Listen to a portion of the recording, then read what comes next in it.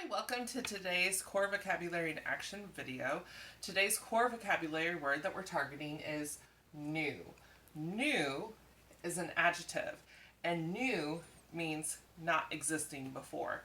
Now let's find the word new on our AAC systems. On Word Power 60 Basic from the TouchChat app in Sotelo, new. No. On Lamp Words for Life, the full version from PRC, new. New.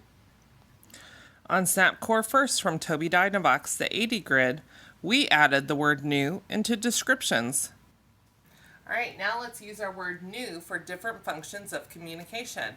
I could request an object by saying, I want the new toy. I could protest and say, no, I want you to read the new book. I could use it to express my feelings and say, my new shoes hurt my feet.